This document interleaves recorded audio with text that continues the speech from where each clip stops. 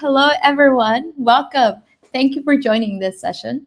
My name is Isabel. I am an event planner for the Microsoft Reactor, joining you live from Sydney, Australia. Now, before we begin this fantastic session, we have a quick housekeeping.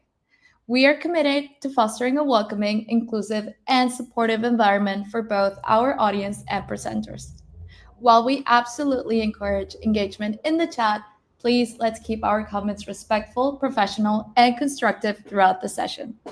This session is being recorded and will be available to view on demand within 24 to 48 hours right here on the Microsoft Reactor YouTube channel. So don't worry if you miss any part of this recording.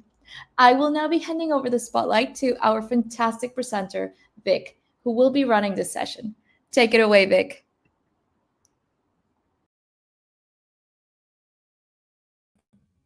Brilliant. Hopefully you can hear me okay, audio-wise. And you can see my screen as well. All good, Vic. We can hear you and see you. Brilliant. Alrighty. Thank you very much, Isabel, for the introduction. I'm very excited and super excited to talk about close to heart topic, my favorite topic today, building a personalized agent. As you're aware, many of us probably heard over the news, everywhere and everything, and heard about the word agentic or agents in some form. And there's a term called agentic AI that's kind of being hyped up at the moment. So what we're going to do is probably going to go beyond a little bit of the hype and diving into what it means as a builder, as a dev, how we can build agents so that it's meaningful to us, whether that's for our work, for our businesses, so that we can make ourselves more productive. And one of the benefits of agents is that it can automate things that were not previously possible. So you probably heard of the computer using agent recently being demoed, where effectively some companies, like OpenAI and Anthropic and Microsoft included, demoed this computer using agent where you can browse and use computer on your behalf. So that's pretty mind blowing. So we're probably not going to be talking about that because that's currently kind of in preview, but more on the implementation side and make it more practical on how we're going to take advantage of this term called agentic AI. So to start off, my name is Vic Pradana. I'm currently working as ISV app dev architect at Microsoft, ISV Asia, working with a lot of ISVs throughout Asia, and I'm working in the app space. So I'd love to show as well the next slide, a little bit about myself. Just moving on to the next one. Cool. So I don't want to miss this opportunity to, obviously you heard about Ghibli style that went really viral. So might as well use this opportunity to create my own action figure. So this one is basically, a prompt that you can actually use and get it for free in ChatGPT, and I'm pretty sure in other platforms as well, potentially. And just to keep it brief, I helped launch the AppHack Semantic Kernel office hours before GA. You probably heard of Semantic Kernel because that's probably going to be the topic that we're going to be talking today. So that's happening every month now. So sort of kicked that off before that went GA. And I worked in the cloud native space, certified in Azure. Kubernetes is one of the things that I work quite regularly. Also co-lead startups. The TSC or Melbourne Community Connect. So within Melbourne office, and by the way, I'm from Melbourne. So there's this meetup within our local office where we work with community from the startup founders, startup community, tech community, the Azure, non-Azure stuff, and people wanting to get in early in career, wanting to get into IT. So work with women in IT and various other communities as well. So yeah, that's a little bit about me, and I also have that's my LinkedIn and GitHub. Feel free to add me on LinkedIn as well as follow me on GitHub as well. And I currently maintain open source projects. Currently 3 of them. Not very good at it, I would say, but definitely something that I try to make sure at least maintain that as much as I can during my day job. Cool. Moving on. Just get the right window so that I can move easily. Cool. So what is this about? So the talk itself is about this various kind of bullet points that I have in mind, right? So we have, the buzz on all agents, agentic AI, which is something that we want to deep dive a little bit further. And then I wanted to see how we can make that going beyond kind of the hype, and wanted to get started on building or take advantage of that hype in a way, and start to make it meaningful to us, and how we can, for me, in this case, I'm basically demonstrating what I'm actually using and what I'm finding it useful for my day-to-day as a personalized agent kind of topic, or the title for today. And then I also want to talk a little bit about local models. So this is probably not as touch compared to kind of the LLM and Gen AI topics, where in some cases there might be opportunities, and there might be a good kind of use case to have some sort of local models, as in like models that you host locally on your machine.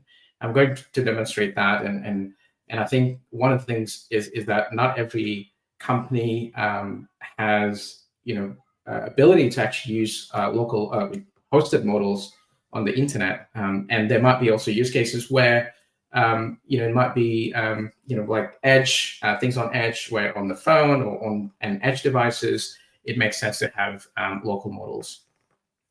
And the other thing is probably kind of the main topic of this talk is around injecting some level of rigor to our agents. Right, so we have this whole thing called agents, and we have multiple agents, and there's going to be proliferation of agents and sprawl of agents, right? And in order to kind of make sense of that and have some sort of putting some control to our agents, so we need some ways, we need some mechanism to be able to do that. And I would like to sort of go through basically the one of the frameworks that we have, which is process framework within Semantic Kernel, as well as the agent framework within also Semantic Kernel. There's others as well. So for example, Clue AI, even OpenAI, and other providers have that, but we'll focus on Semantic Kernel. And you probably saw my post as well. Is that because this is Easter, right? So everyone here just had holidays, break. So I'm going to give a bit of an Easter egg as well for the presentation, in that we're going to not only just do demo, but show you kind of a almost ready-made application that you can actually see and basically I can demonstrate. So keep an eye on that, and ask me if I forgot. Cool. So first of all, why are we doing this, right? So it's good to start with the why. And the key thing here is that there's a lot of news and a lot of hype on this, but this actually kind of can see that from these analysts and from these organizations. There's a bunch of quotes that are quite promising. So these are no longer hype. These are something that we need to embrace. And one of the quotes from Y Combinator, vertical AI agents could be 10x bigger than SaaS. And one of the kind of tidbits from there is that understanding a startup that can understand boring, contextually specific workflows is going to win in this race. So if you really, have kind of use case that you truly understand, and you'll be able to kind of automate that. That's something that, or automate or make advantage of these agentic technologies against that deep knowledge. I think that would be a great winner. And one of the quotes was that it could be the next billion startup companies. Second as well from Ghana, agentic AI will ultimately resolve 80% of common customer service issues by 2029. So that's pretty compelling argument in that we need to embrace agentic AI. And obviously, Harvard Business Review mentioned that the way humans interact and collaborate is going to take a dramatic leap. Think of AI-powered agents that can help your next trip overseas, and really, if you think about it, it makes your interaction with computers completely change. So there will be a paradigm shift on that. And powered supply chain, complex processes, that can optimize on inventories that previously, need a lot of human inputs. That would be automated in the future or in near future. So that's a little bit about the why and why we're doing this. So it's good to touch base a little bit on that. And next is agentic AI. So the key thing here is that with agentic AI is probably not a huge difference from when the Gen AI kind of came along, right, into 2022 when ChatGPT kind of basically appeared. And the key thing is that we take advantage of those LLMs and SLM in this case, right, where you can effectively use LLM to your advantage and making it more applicable, making it more relatable to your process, your business process. So, one of the characteristics of agentic AI is that AI agents can plan, adapt to new information, right? It has memory, so it understands and being able to be able to ingest a lot of this memory and a lot of information, and can then make or perform an action. It can, if you give the authority for agent, it can also make decisions on your behalf. So it can perform autonomous action and so on, and can learn from feedback and adjust the strategies and so on. So it is quite sophisticated kind of use case of LLM in such a way, right? So in one way, and that's going to be something that will evolve very, very quickly, and incredible the amount of advancements and the amount of changes in this space. So on that, with this early adoption of agentic AI, there's going to be a number of challenges, right? And one of the key challenges of this, with sprawl of agents, when you have a lot of agents that were built by people.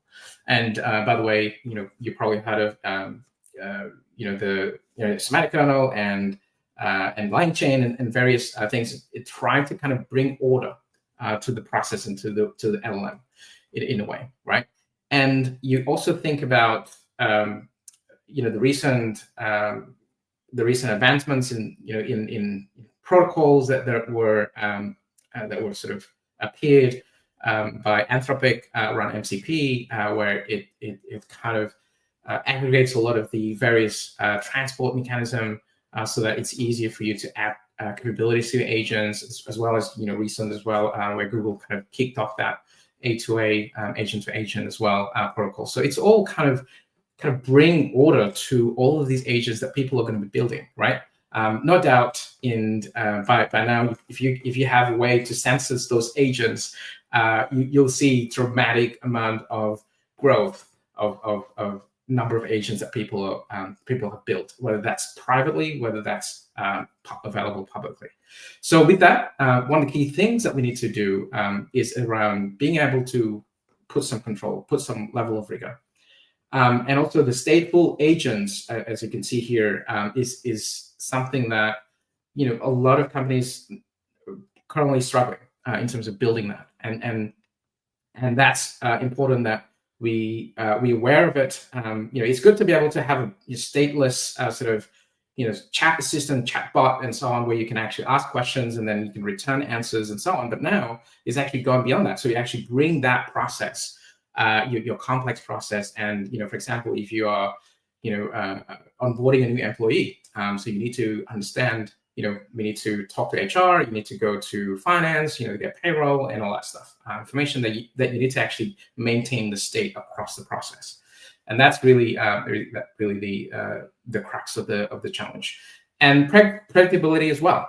So predictability in this case, where you want to not necessarily have like same level of result, but you want to have some level of consistency on the result. So if you are building business process, in the kind of traditional world, is that you define what the input and output is, right? So you want to know that.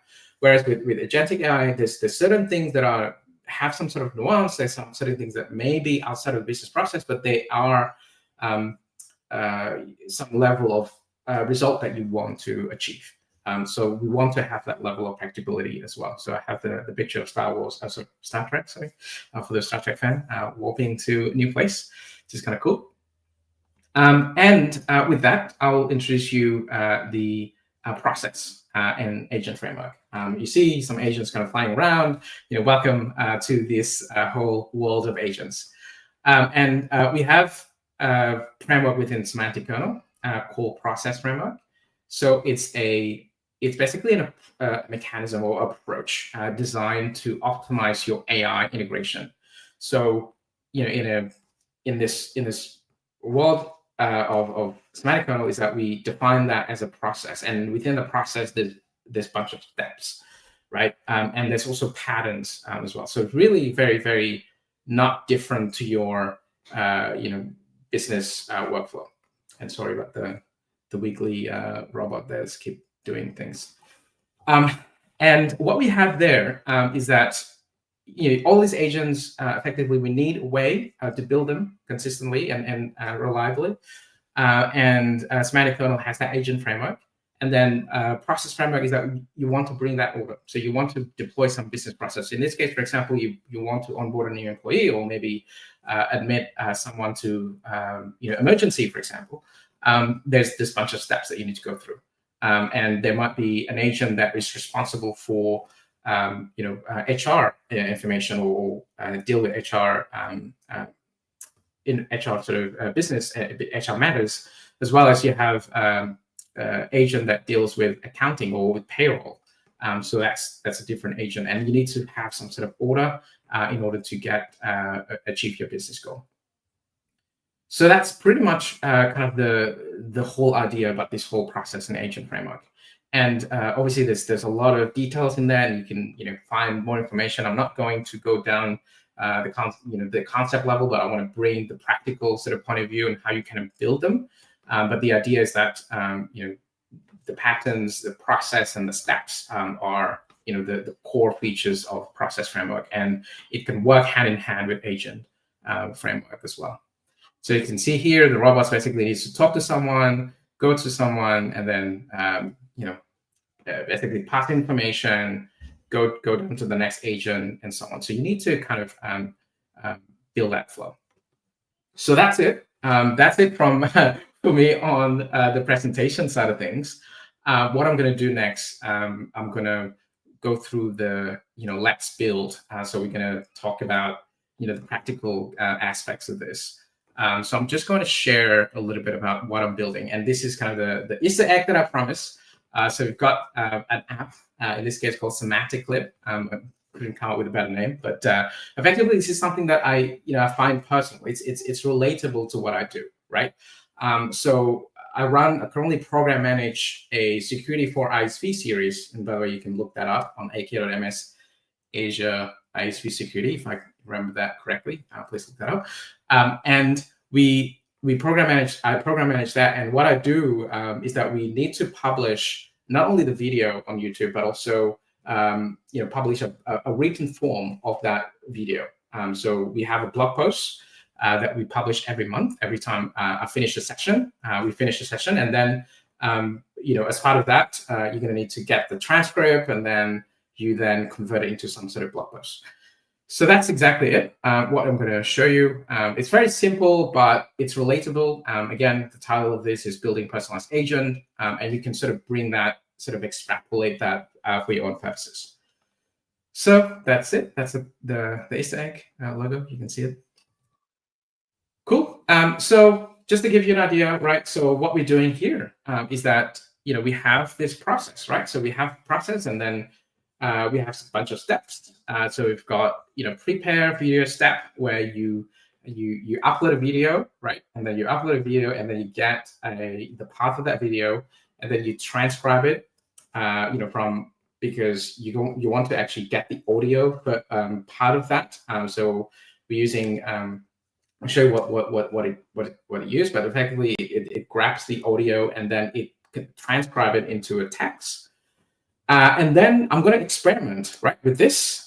So we have a local model using Llama, where it actually generate a block, right? So generate a block in Llama, and use 5.4, which is one of the small language model that they created by Microsoft, and the mini actually. And we then, before we publish it, we want to make sure that it is great. right? It is good, and you want to make the minimum edits as possible. So I've added another step called evaluate block step, and this is where effectively I use agent service, right? So this is on the LLM side, on the cloud, where it talks to OpenAI, Azure OpenAI, and then after that it's done. So you get the block.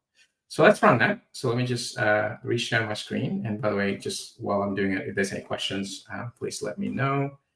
But I'm just gonna share my other screen.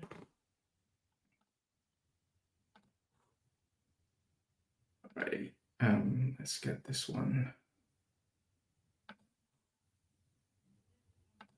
Let's get this one first. Hopefully you guys can see it. Hey, Vic. While we're Yep. at it, really quick, we do have a question from the audience. I've tried to answer it, but maybe you could also give us your expert insight. So, Sure. does LLMs have any limit on the database records? Would LLMs capable to process 100 million records in a SQL and server? The questions. Yeah, sure. So LLM by in itself, it is a somewhat static model that you have within within a particular model. For example, if you use 5.4 or GPT-4o and so on, effectively it's a fixed model. So it's, when you say processing it, there might be a good pattern or set of patterns that you can use to basically somewhat ingest that data and then communicate or kind of interact with it with LLM, whether that's using factor database or some other methods. And there's a pattern called RAG. In a way, when you look at the limits of 100 gig, there's visually no limit on that, right? So long as you architecture it right on your side to be able to ingest the data and be able to get the right data set for your purposes. So yeah, I mean, probably going to need a bit more explanation than that, but that's the best I can provide right now. Cool. All right. Thank you. Fantastic. And can we just answer another question really quick, Vic? Yeah, sure. Yeah. How is agent different than using an automation from Power Automate? Amazing question. So that is, Power Automate is a specific product, right? So they do have ability for you to interact with LLM. Agent in itself, it is a term. It is not a way of a product that someone patented. It is effectively an agent. It is effectively a concept where you change the perception of kind of the interaction, the level of interaction that you have with LM is much more sophisticated, right? So rather than just doing we call it like ABC, anything but chatbot, where you actually ask questions and get answers. In agent, there will be some stateful interactions. There will be some complex processes that you built in within your agent, but it still uses LM or in some cases, right? And also it uses memory and long-term memory and so on. There might be certain steps where it doesn't use LM, but overall, agent uses some level of interactions with your models. Cool. Good question. All right. So let me just see if I can get this one running. I've got. Hopefully you can see my screen okay. All right, so just go with this. All right, so this is the app, right? And again, it's a simple .NET web-based app based on Blazor and .NET 9, and also Semantic Kernel, obviously powering that up. I'll show you the code shortly. Let me see if both are working. Okay, let's see. All right, cool. Both are running. So let me just see that. So I'm just gonna, what I'm gonna do, I'm going to upload a video based on the recent kind of session that we had on Security for ISG series. And then you can see kind of one of these things here. So I've just got 2 meg video. It can go beyond that. So I select that video and then process it. And then the first thing that it does, effectively understand where the path is, and then transcribe the video, get the audio first, and then transcribe it into text using Whisper, and then generate the blog post initially using Olama, and then or 5.4 mini in this case, and then use Agent Service to create a second draft of that, right? So let's see here if that is working. Oh, there you go. Alrighty, so it works. So basically, we've got transcript here. Basically, it's very, very short, maybe a few sentences in there. And this is the blog post, which is quite interesting, right? In a way that, based on just that little transcript. And it's up to you how much you want to kind of guardrail this, depending on the instructions that you provide. But I'll show you quickly. As you can see, there's a bunch of URL in there. It's created a feedback form, final thoughts and next steps and so on. So it's kind of cool. So that's effectively working. And what I'm going to do, I'm going to show you the video. Hopefully, I can get the right screen here and share the whole screen in this. All right, I picked the wrong button last time. I'm gonna make sure I don't do that. I'm just gonna do entire screen. Awesome. All right. Okay, hopefully you guys can see that. Alrighty, so this one is my project, and the key thing that I'm gonna show you in the code is that, I'll just probably show the actual thing first, by the way. Let's go back to my dev. Alrighty, again, I will publish this as soon as I clean up the code a little bit. What it is basically, audio extraction, transcription, and then blog post creation using .NET 9, Semantic Kernel process and generation, and an agent framework. And probably it's easier for me to show you the code here rather than over in the IDE, but that's fine. Let's go through that. So from here, there is basically a 2-tier app, right? So you got an API, you got a client, and you got the models and everything else and services. So the main kind of orchestration is available here. So hopefully I could get that right. Yeah. So within here, I can see a bunch of processing steps, right? The way you can sort of see that. Hopefully it's reasonable. You guys can see that okay. If not, just let me know. So from here, we have processing steps. So we've got prepare video step, we've got transcribe video step, and then we have generate blog post step. And the last one is evaluate blog post step, right? So this is actually just creating that second draft. So within that, it's just like orchestrating the workflow, right? So it's just like from one step to another step, and then you pass in different contexts and so on from one step to another, and then within each of these steps, you can take advantage of the Semantic Kernel agent framework. So both can coexist, work hand in hand, where you can specify, hey, I want to use AI Agent Service for this. I want to use the chat completion agent, which is what Semantic Kernel has. Or maybe if Semantic Kernel kind of supports that, you can use different agent service as well, right? And the transcribe video step as well, within each agent, you can plug in different LLM model, SLM, all that stuff. So it's kind of neat, right? And after that, once you're going to go through this, you get the blog post, and then you return that, and then get you can see that in the UI. So what I have here within kind of the last step here, effectively, this one is the one that actually gets the final result.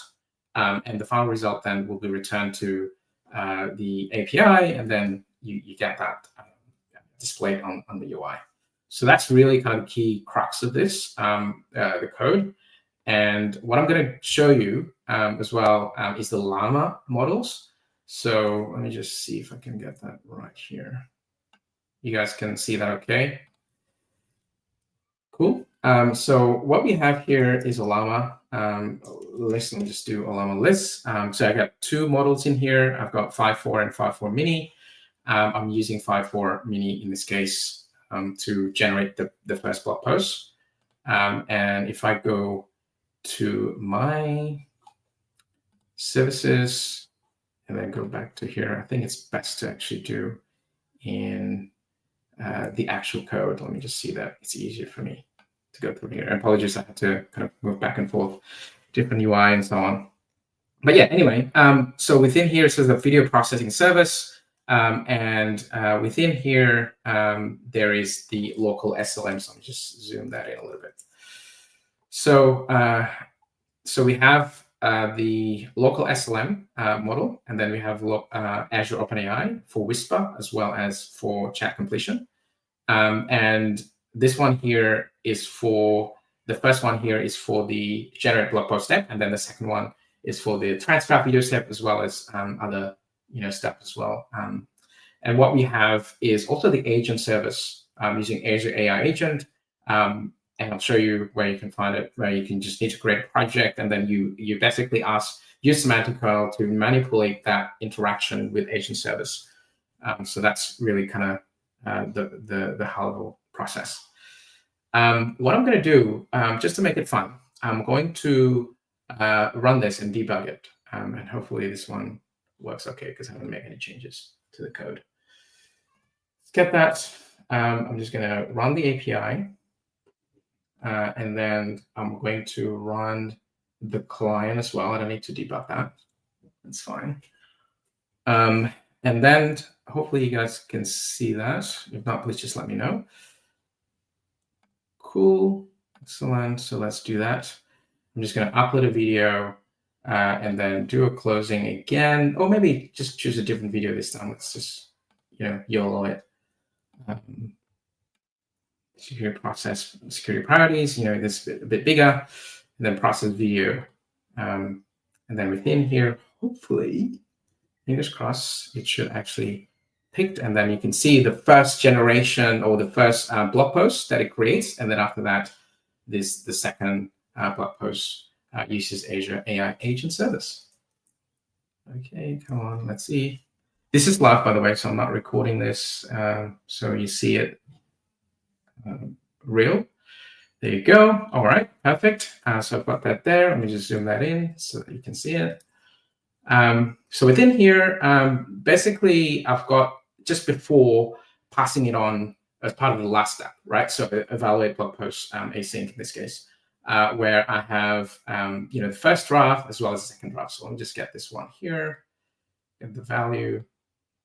I'm just going to view that. It's very, very small. I'm pretty sure you can see it. But let me just open up and create a file. First draft demo. First draft demo there. There you go. Right. Just get that there. So this is basically created by the 5.4 mini. Right. So this is the first one. And I probably should not show you the secret, but you'll see that in the configuration file. You can actually change that. And then the second one, let's just go ahead and move on to the next one.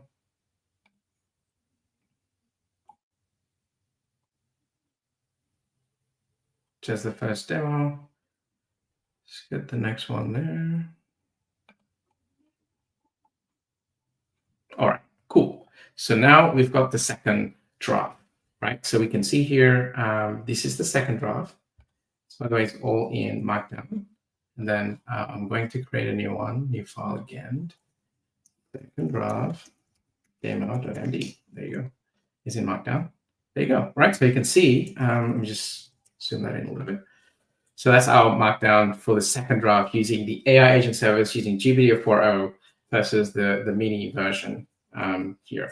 Right. So you can see that's actually have kind of slightly different thing, but it's kind of the same. So in this case, there will be opportunities, or there will be use cases where local models will be sufficient.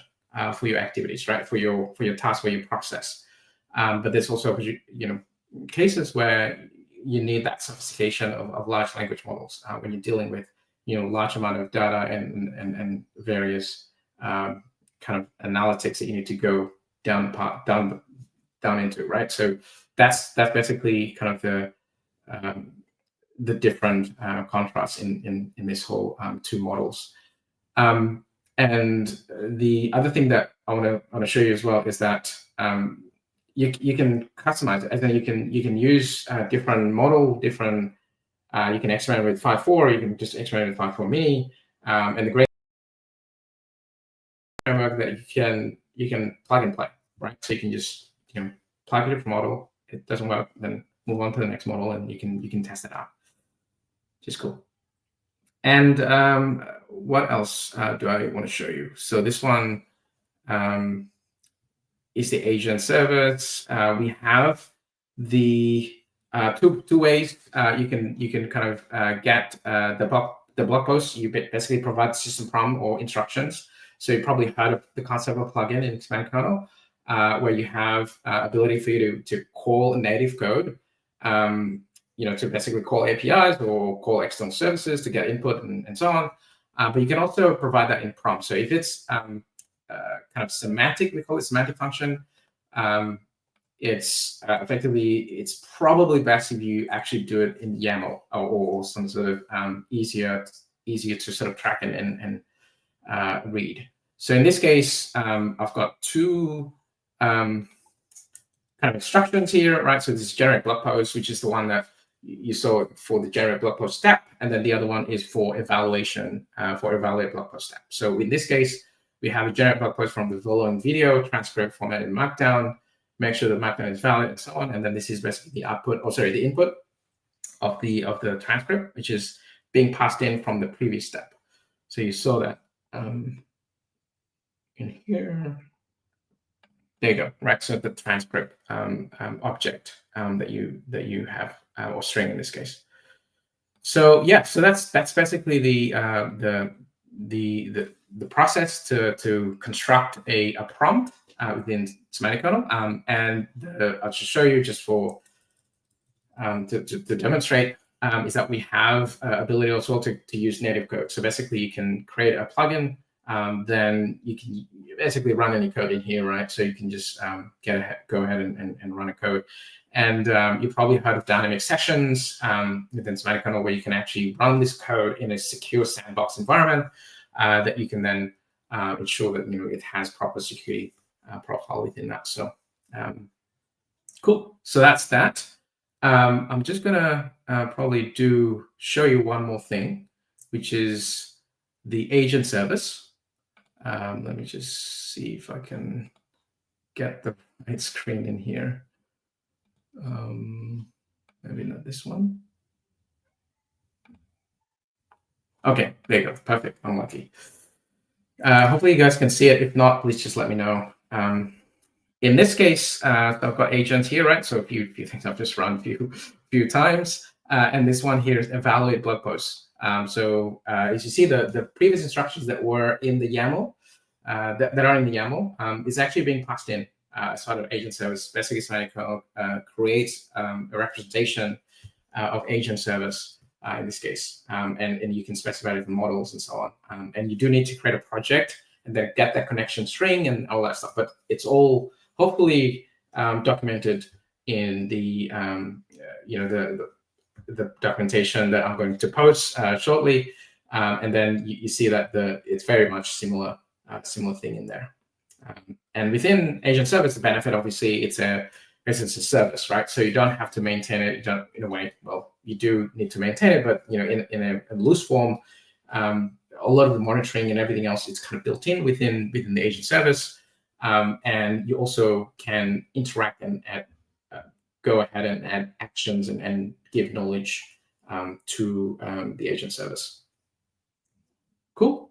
So that is it. Any questions so far? I'm just gonna stop there, unless there's things or various things that anyone want to touch base.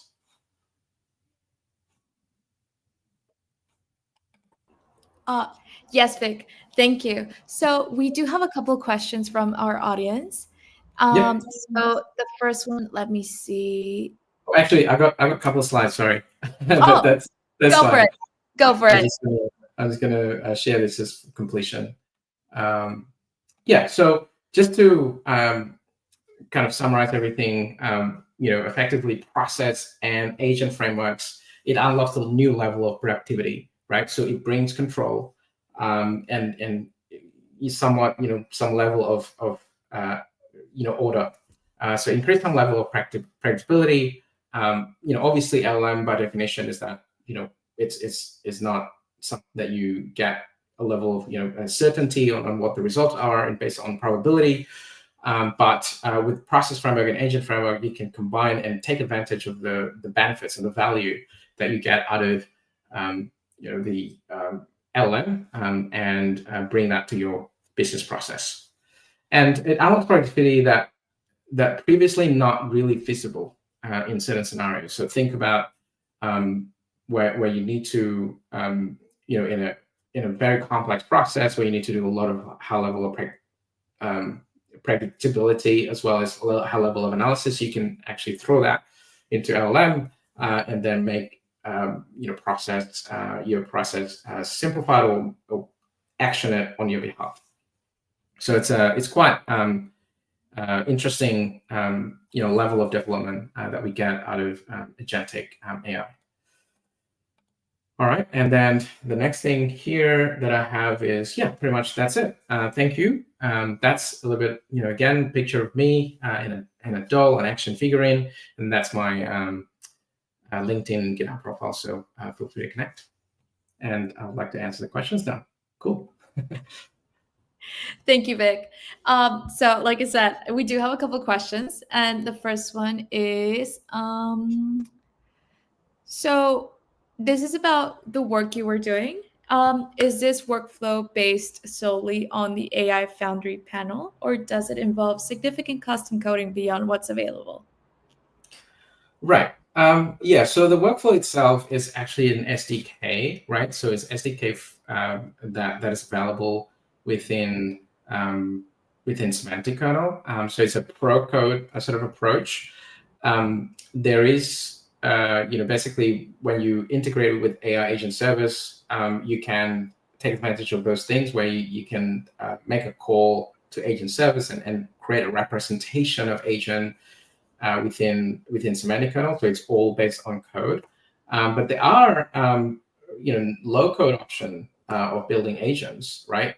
So like Copilot Studio, for example, that has ability for you to just like the Power Automate, and someone actually mentioned Power Apps before, where you can drag and drop like different applications. So for example, you need to integrate ServiceNow, you need to integrate SAP and so on. All of that is available for you without a lot of coding.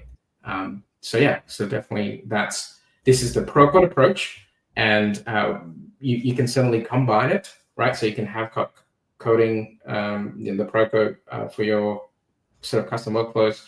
There might be scenarios that can be addressed using Copilot Studio. Great. Thank you, Vic. And then we have another question, which I think I'm going to show it to you, Vic, and then I will follow up a little bit more on it. So, Unlabeled Theory is asking, do you need to know how to code to create an agent? Which I think is a very interesting question, because I'm wondering if it's something that could be exclusively used through coding, or if you have any suggestions or anything like that. Yeah. So it's kind of relevant to the previous question in a way that you have multiple approaches on how you build agent, right? So you can go down the coding path, or you can go down the low code, no code path, typically. And the low code and no code path is definitely a very interesting proposition, in that a lot of users that are not really necessarily IT able to kind of understand coding or understand kind of the technology and computer, in a advanced level, can then build agents. In this case, those developments are evolving, but there are certain scenarios that might require a level of precision, which then requires agent to be coded by developers, right? That, for example, you need to interact with a custom system or maybe legacy system that may not be easily exposed or not necessarily exposed by those low-code, no-code platforms. Great, thank you. And I believe those are the questions we have for this session. Thanks again, Vic, for this fantastic presentation. I think it was really good. And to our audience at home, as you can see on the screen, Vic has added his social media links in case you want to keep in touch with him. We have his LinkedIn and GitHub. And Vic, I'm not sure if you could support us with this, but someone is asking it. Could you please provide a quote for processing the video, all Azure services? Is this something? Oh, yeah. I guess specifically on provide a quote for processing the video. All right. Okay. Maybe he's asking for a quote as in like code.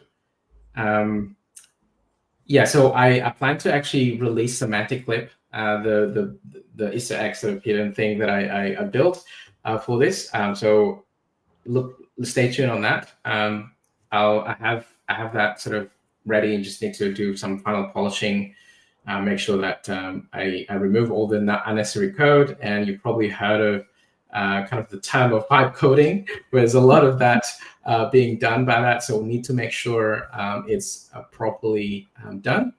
And testing and so on, I can sort of put that out as a roadmap as well. But in terms of the question around quote, or maybe what was the second one? Was it? What is the file size?